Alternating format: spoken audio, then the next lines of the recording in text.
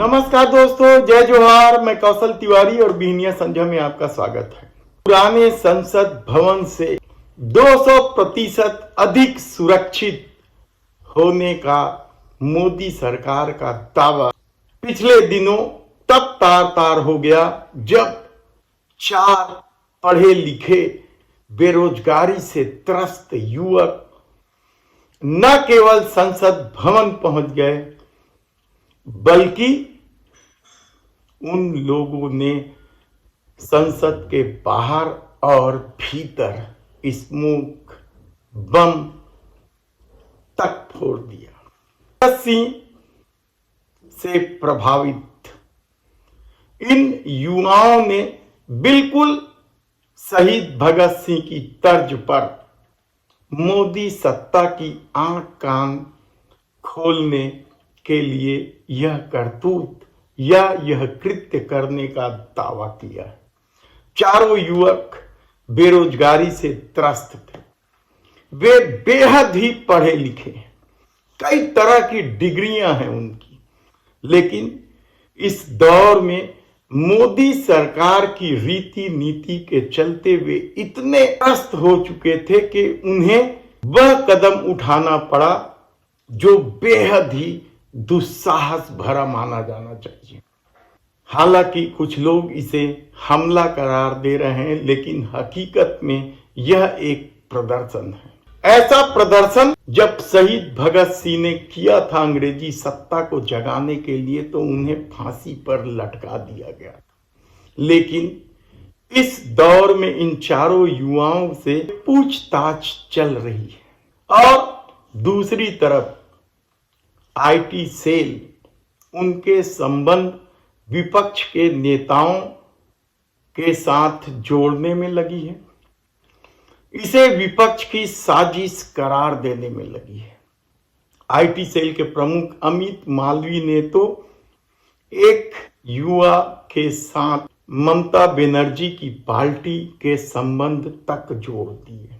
लेकिन दूसरी तरफ मोदी सरकार सुरक्षा में हुई इस भारी चूक पर बोलने तक को तैयार नहीं है। एक मंत्री निकल कर आते हैं और कहते हैं कि तीनों राज्यों के चुनाव में पराजय की वजह से विपक्ष बौखला गया है, इसलिए इस संसद नहीं चलने दे रहा है। तो देश के गृह मंत्री के पास संसद में आकर जवाब देने का समय नहीं है।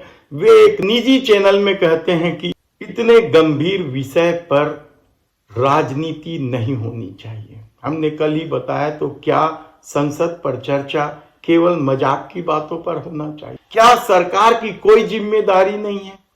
पुराने संसद भवन से जब नए संसद भवन में स्थापित किया गया तो यह दावा किया गया था कि यह भवन पिछले पुराने संसद भवन से 200% अधिक सुरक्षित है।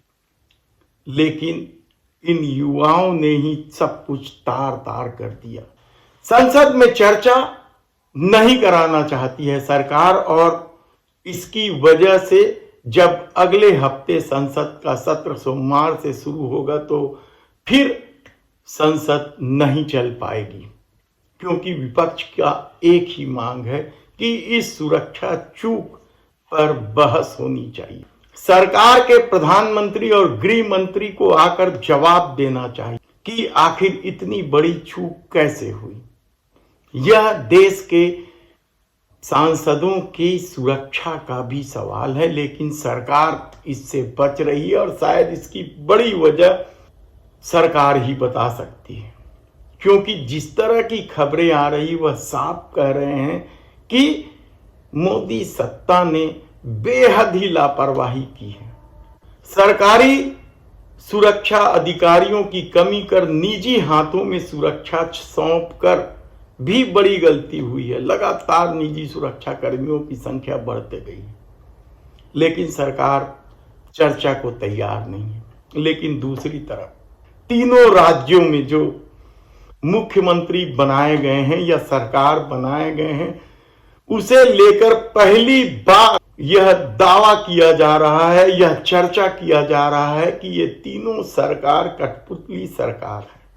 हालांकि मोदी सरकार ने पहली बार किसी राज्य में मुख्यमंत्री का चयन नहीं किया है या इस तरह के रीति नीति से मुख्यमंत्री का चयन नहीं हुआ है, बल्कि इससे पहले गुजरात में किस तरीके का खेल हुआ, हरियाणा में किस तरीके का खेल हुआ, लेकिन वे कभी भी कठपुतली सरकार नहीं कहलाए।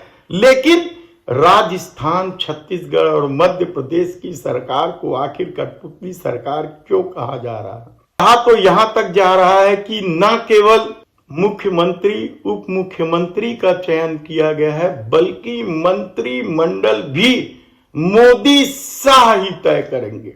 यही नहीं, जो गारंटी दी गई है उसे पूरा कब किया जाएगा, किस कैबिनेट की बैठक में रखा जाएगा, यह भी मोदी शाह को ही तय करना है। सवाल बहुत सारे हैं छत्तीसगढ़ को लेकर, खासकर अब तक इस तरह की सत्ता लोगों ने नहीं देखी है। चाहे अजीत जोगी की सरकार हो, रमन सिंह की सरकार हो या भूपेश बघेल की सरकार हो, तीनों ही मुख्यमंत्री अपने निर्णय खुद लिया करते थे। क्या कुछ इस प्रदेश के हित में किया जाना है, इसका निर्णय ये तीनों मुख्यमंत्री बखूबी करते रहे।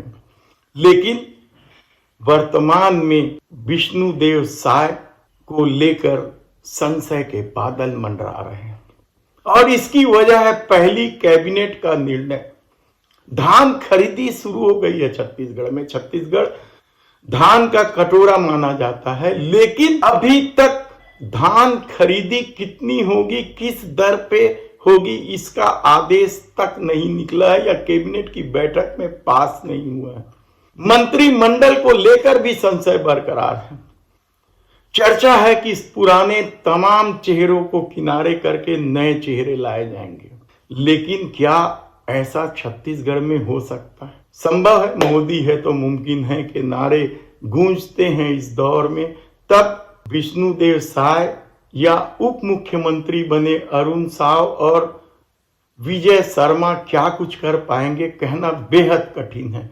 लेकिन जो फिजा में चर्चा है, जो हवा में चर्चा है या जो सोशल मीडिया पे तैर रही है बातें, वह सीधे सीधे कह रही है कि यह कठपुतली सरकार है और छत्तीसगढ़ में क्या कुछ होगा, छत्तीसगढ़ में विकास किस तरीके से होगा और छत्तीसगढ़ के लोगों का भला किस तरीके से होगा, यह सब कुछ मोदी शाह को ही तय करना है। लेकिन दूसरी तरफ बवाल तो अफसरों के पदस्थापना को लेकर भी शुरू हो गया। कौन मुख्यमंत्री के सचिव होंगे, किस तरीके से जिलों में अफसर बिठाए जाएंगे, इसे लेकर कई तरह के सवाल उठ रहे हैं।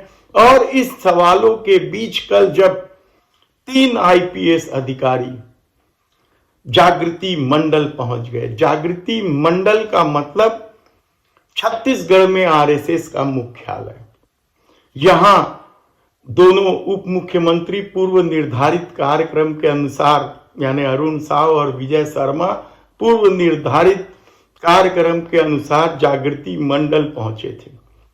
उनके पीछे पीछे ये तीनों अफसर वर्दी में ही आरएसएस दफ्तर पहुंच गए।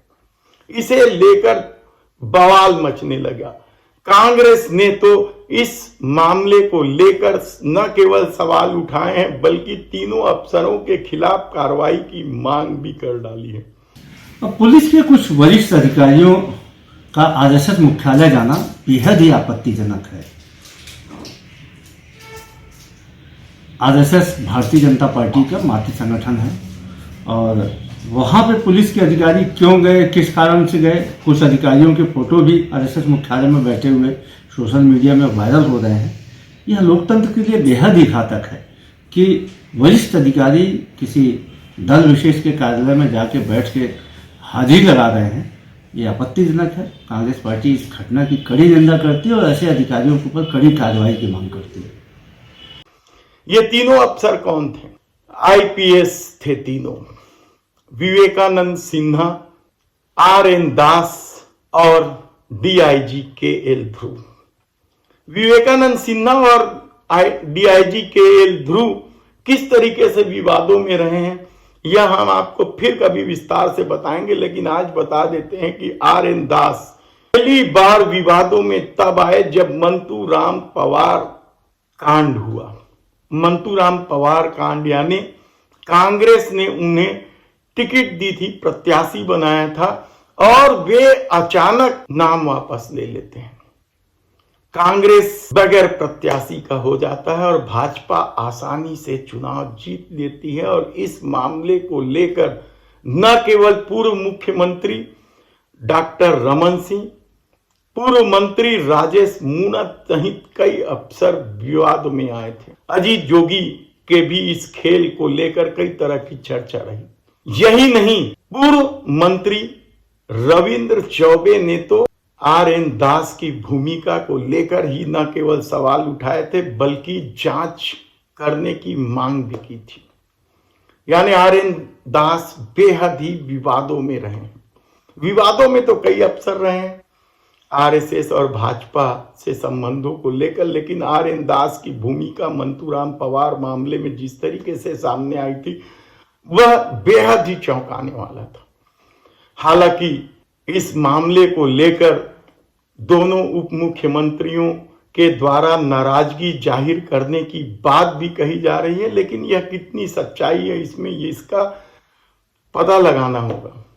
लेकिन कहा तो यही जा रहा है कि जो अफसर लंबे समय से लूप लाइन में थे भूपेश सरकार में या डॉक्टर रमन सिंह के कार्यकाल में भी लूप लाइन में रहे, वे तमाम अफसर न केवल सरकार के मुख्यमंत्री से मुलाकात कर अपनी बात कह रहे हैं बल्कि आरएसएस के माध्यम से भी अप्रोच लगाने की कोशिश में लगे हैं।